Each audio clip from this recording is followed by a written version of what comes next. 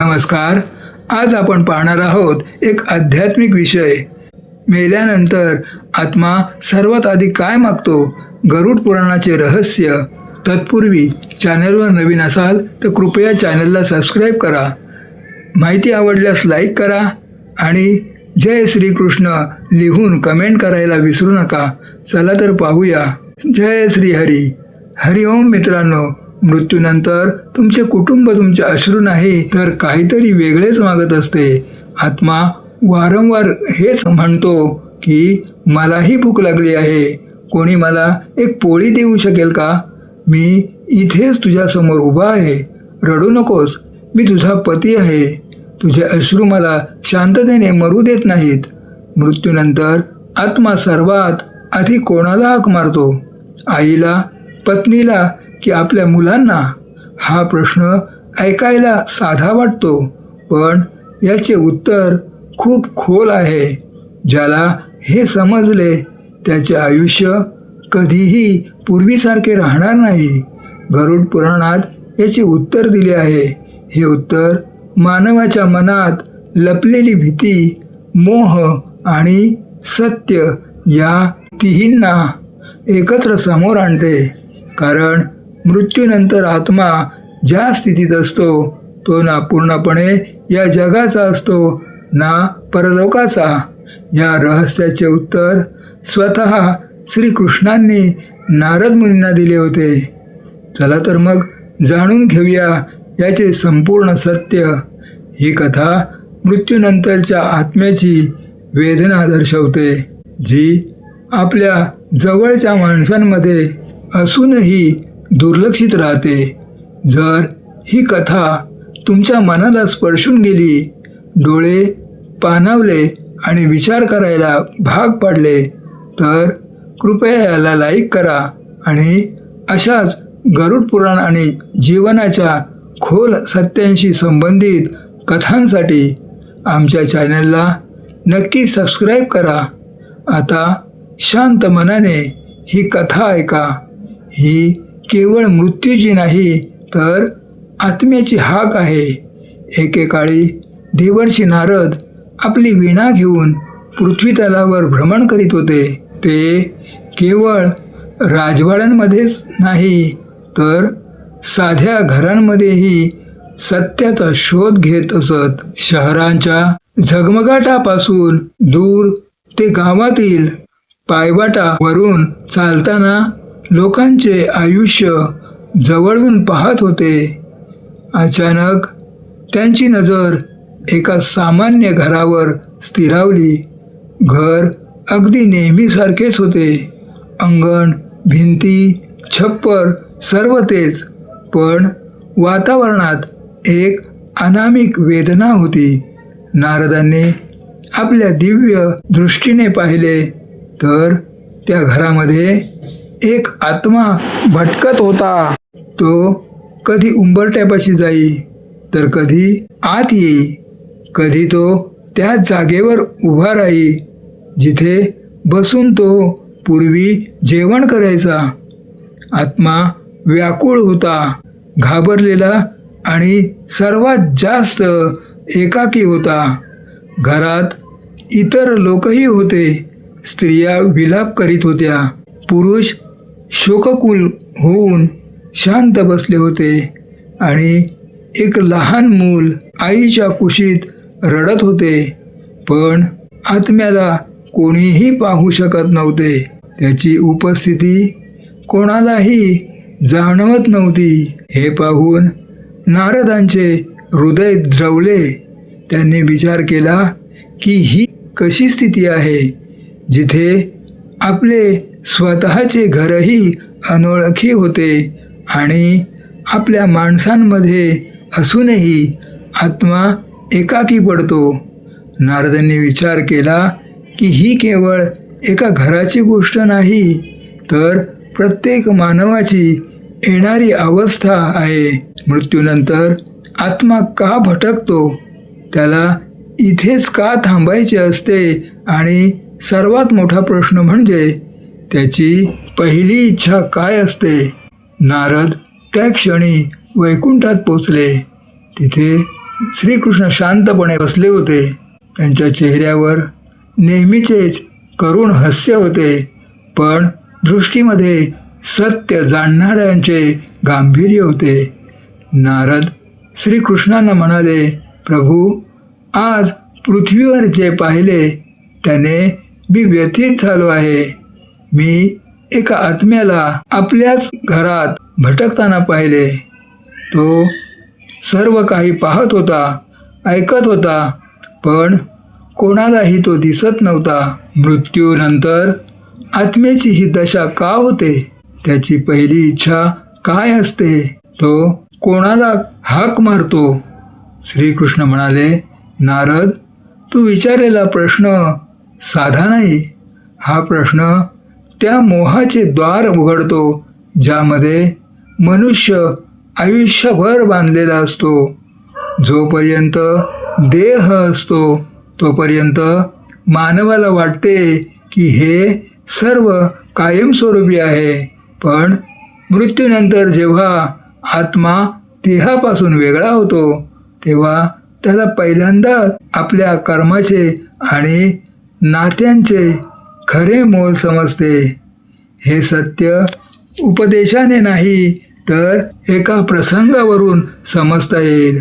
श्रीकृष्णांनी सांगितले की पृथ्वीवर एका गावात एक सद्गुणी कुटुंब राहायचे. त्या कुटुंबात एक तरुण होता, कष्टाळू, प्रामाणिक आणि कर्तव्याला जागणारा. त्याची पत्नी प्रेमळ होती आणि त्यांना एक लहान मुलगा होता. तो तरुण आपल्या कुटुंबावर खूप प्रेम करायचा. एके दिवशी संध्याकाळी कामावरून परतताना अचानक तो जमिनीवर कोसळला आणि त्याचा मृत्यू झाला. गावात एकच खळबळ उडाली. पत्नीचा विलाप काळजाला घर पाडणारा होता. नारदांनी पाहिले की त्या तरुणाचा आत्मा आपल्या देहापासून वेगळा होऊन उभा होता. तो आपल्या पत्नीला, मुलाला रडताना पाहत होता.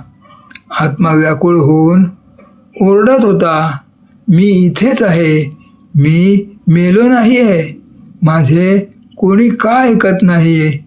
तो आपल्या पत्नीला स्पर्श करायला गेला, मुलाला जवळ घ्यायला गेला, पण त्याचे हात हवेत विरून जात होते. तेव्हा त्याला पहिल्यांदा जाणीव झाली की आता तो या जगाचा राहिलेला नाही. यावर भगवान श्रीकृष्ण म्हणाले, नारद, हाच तो क्षण असतो जेव्हा आत्म्याची पहिली इच्छा जन्माला येते. ती इच्छा कोणाला पाहण्याची किंवा काही मिळवण्याची नसते, तर ती इच्छा असते आपल्या कर्मापासून पळून जाण्याची. पण तेव्हा खूप उशीर झालेला असतो. आत्म्याने आपले संपूर्ण आयुष्य एका आरशासारखे समोर पाहिले, जिथे त्याने राग केला होता, खोटे बोलले होते किंवा कोणाला दुखावले होते. यमदूत म्हणाले की हे सर्व जाणून घेणे आवश्यक आहे. 24 तासानंतर आत्म्याला पुन्हा त्याच घरापाशी सोडण्यात आले. आता तो अधिकच खचला होता. भगवान श्रीकृष्ण म्हणाले, नारद, हा काळ आत्म्यासाठी सर्वात कठीण काळ असतो. ना तो जिवंत असतो ना मृत. त्याला ना अन्न मिळते ना विश्रांती, फक्त आठवणी आणि पश्चाताप उरतो. घरात सुतक पाळले जात होते. 13 दिवसांची तयारी सुरू होती. पिंडदान केले जात होते.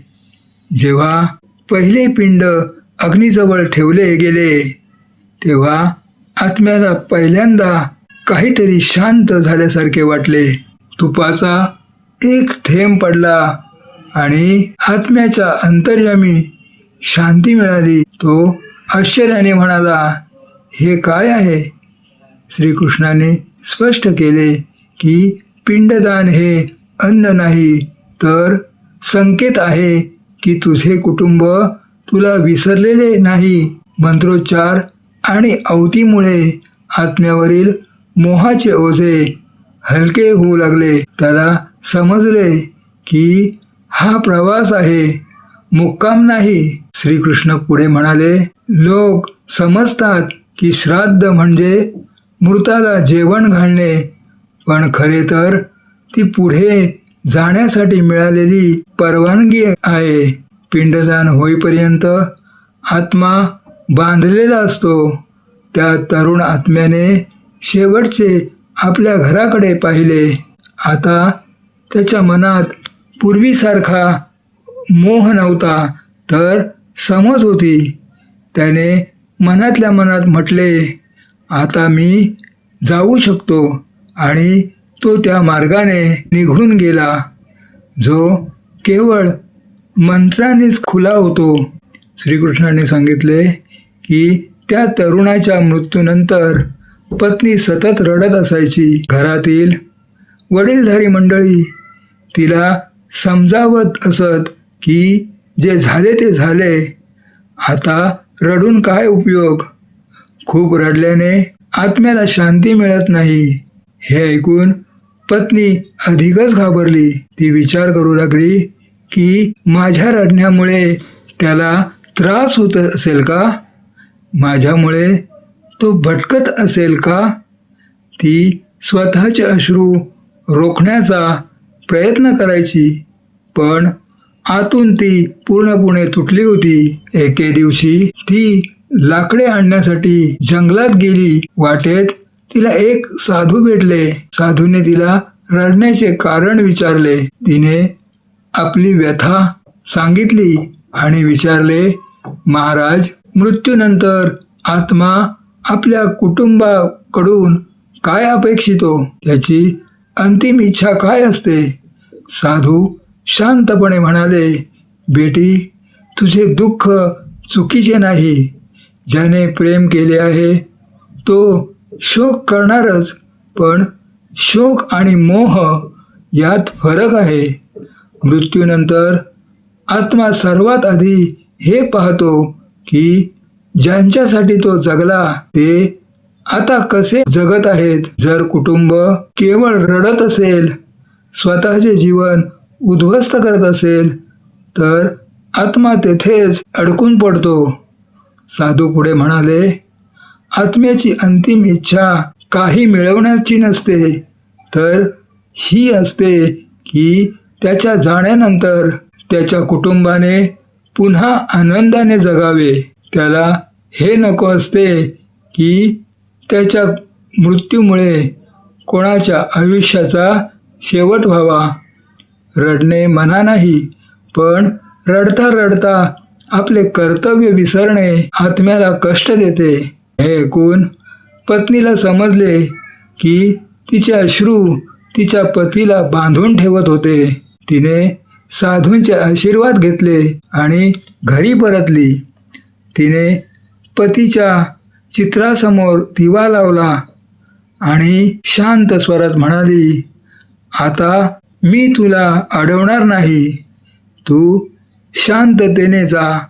त्या क्षणी तो आत्मा हलका झाला आणि अदृश्य लोकात निघून गेला. कथा संपली, पण नारदांच्या मनात अजूनही काही प्रश्न होते. श्रीकृष्ण म्हणाले, नारद, प्रश्न विचारणे हेच ज्ञानाचे द्वार आहे. विचार, आज जे सांगितले जाईल ते केवळ कथा नाही, तर जीवनाचे सत्य असेल. नारदांनी विचारले, आत्मा 24 तासानंतर घराकडे का परततो? कृष्ण म्हणाले, कारण देह सोडल्यानंतर त्याला लगेच समजत नाही की त्याचे नाते आता कोणत्या जगाशी आहे. ज्या घरात तो वर्षानुवर्ष राहिला तिथेच त्याचे पहिले आकर्षण असते. मोहवश, प्रेमवश तो पुन्हा घरी परततो.